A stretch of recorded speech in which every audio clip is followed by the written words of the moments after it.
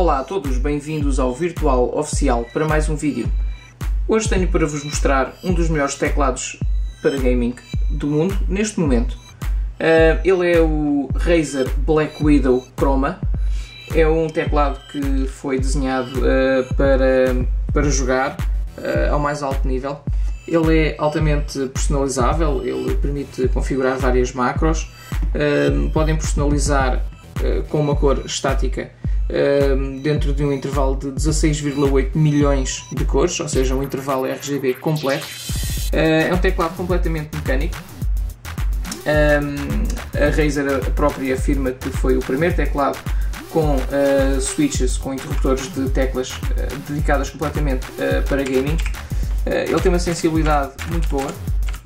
Todas as teclas fazem um pequeno clique para terem uma percepção exata e uma sensibilidade tátil extrema daquilo que estão a fazer. A Razer afirma também que tem uma durabilidade extrema, portanto com cerca de 50 milhões de cliques, portanto com certeza irá-vos durar muito tempo. É um teclado bastante pesado, não é o típico teclado que vá sair do sítio onde o colocam com um abanão ou com o empurrar de outro objeto. Podemos vos dizer também que tem um cabo completamente revestido a nylon de um comprimento bastante grande para que vos permite estar afastado do computador enquanto estão a jogar.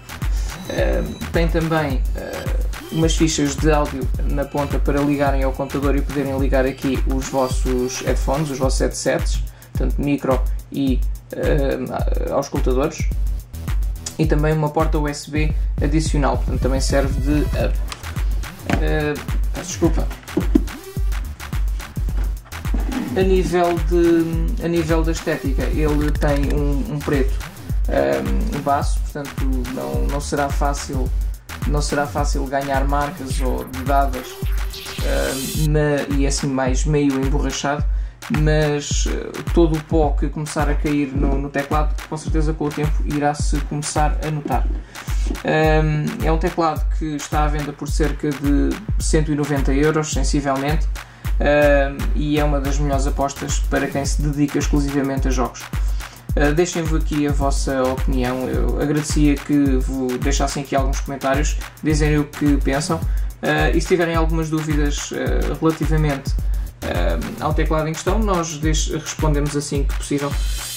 Convido-os a visitarem SOSMB para mais um review mais detalhado, e obrigado por terem assistido.